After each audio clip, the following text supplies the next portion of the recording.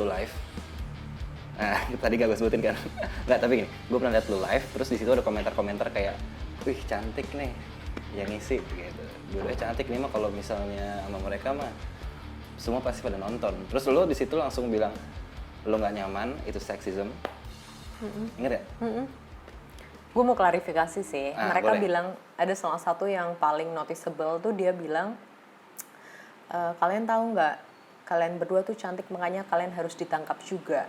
Oke. Karena waktu itu kita konteksnya bicara tentang kasus Semanggi, di mana para pelakunya belum ditangkap, belum diproses gitu. Jadi kayak mungkin dia berusaha mendudukan gue kayak para kriminal.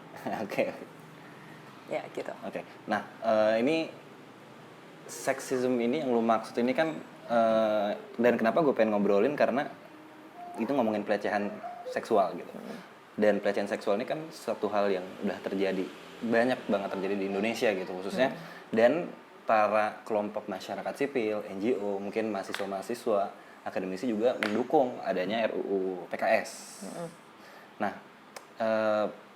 sederhana pertanyaan gue, yang mana sih yang disebut dengan kekerasan seksual itu sendiri? Oke. Dan apakah itu cuma buat perempuan doang? Oke.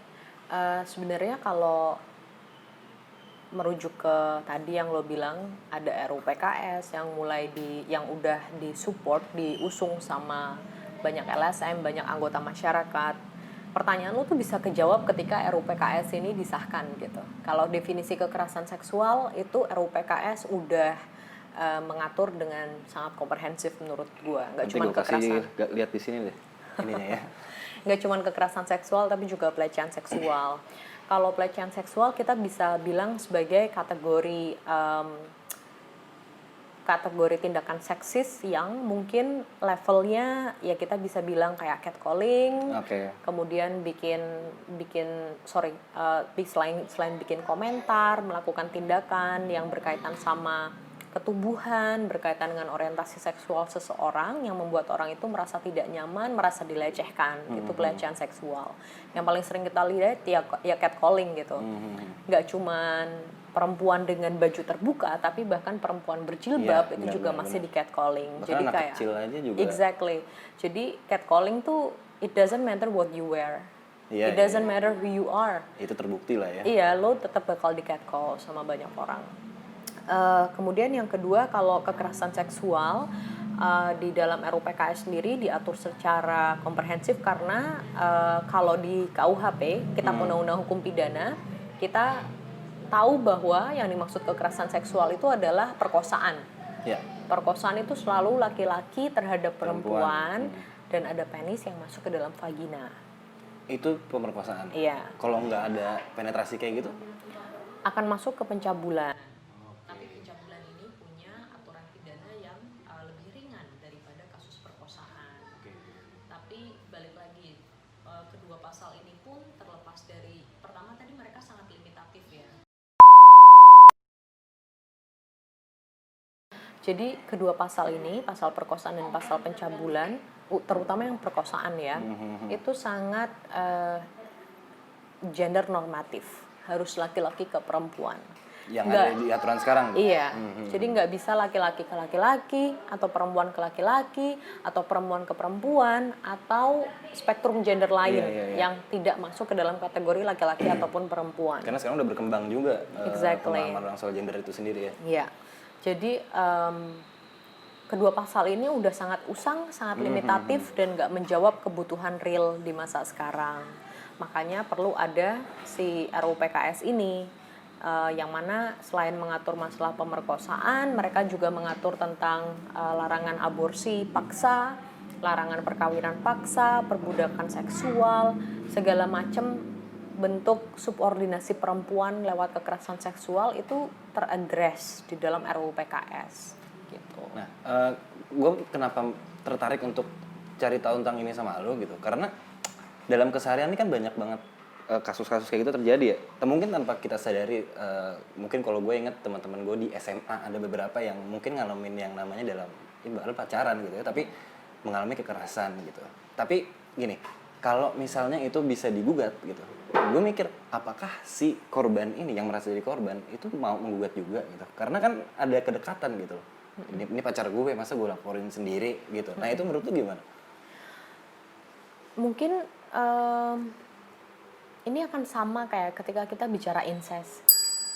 Kayak sebagai anak misalkan diperkosa sama bapaknya, terus dia akan punya trauma jelas. Cuman terlepas dari itu juga kebingungan yang luar biasa karena di satu sisi dia adalah bapaknya, pelakunya adalah bapak.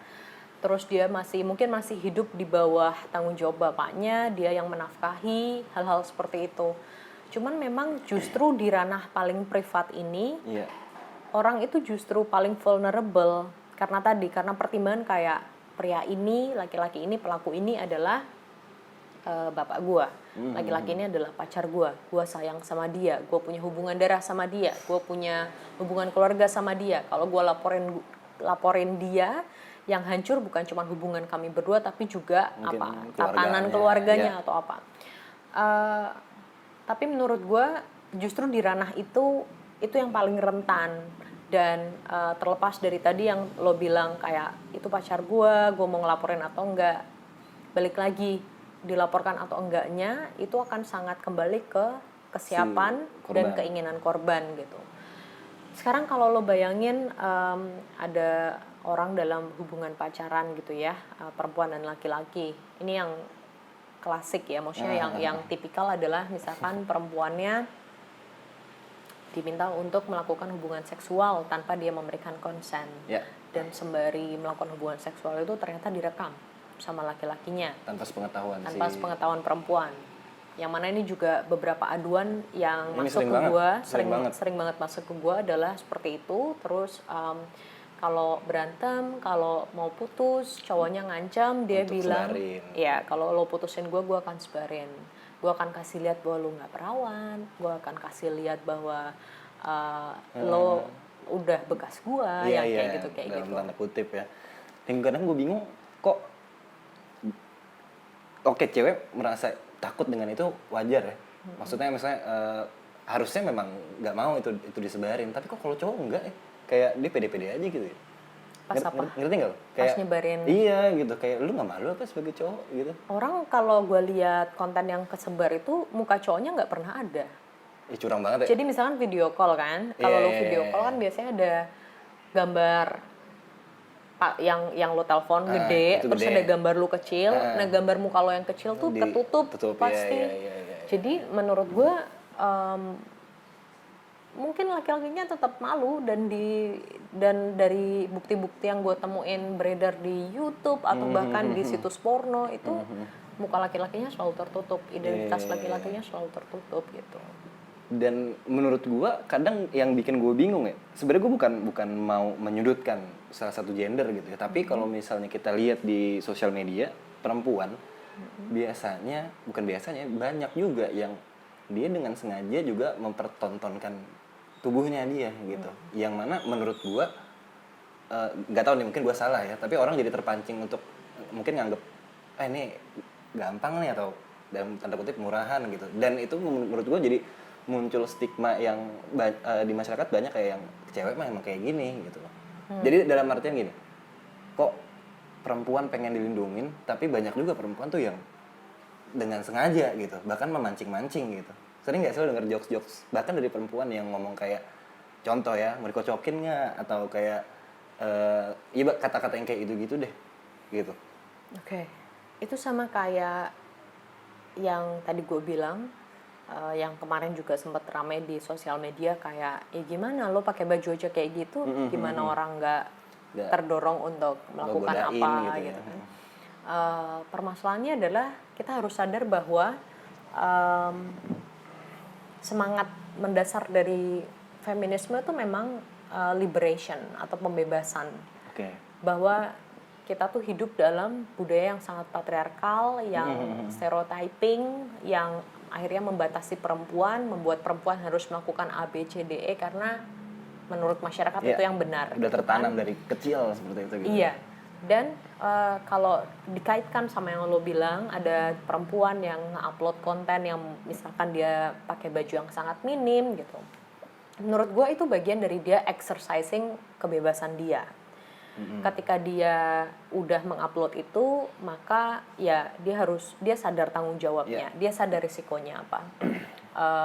Tapi apakah kemudian hal itu menjadi semacam memberikan izin untuk exactly itu enggak, itu godain si cewek itu gitu itu ya? hal yang sangat berbeda gitu. Jadi kayak makanya selalu dibilangkan ajarin anak lo, ajarin teman-teman lo untuk nggak memperkosa, bukan ajarin anak lo untuk pakai baju yang tertutup gitu. Karena yang tadi gue udah bilang orang pakai jilbab aja tuh di catcall gitu. Dan itu udah terbukti banyak kejadian yang kayak gitu ya. Exactly. Jadi memang nggak ada sebenarnya argumentasi tentang cara berpakaian atau apa itu udah Iya, udah nggak relevan lah ya. nggak relevan, apalagi kalau kita mau lihat kasus kekerasan seksual di Timur Tengah yang juga tinggi banget, lu udah lihat ceweknya ketutupnya kayak apa gitu kan.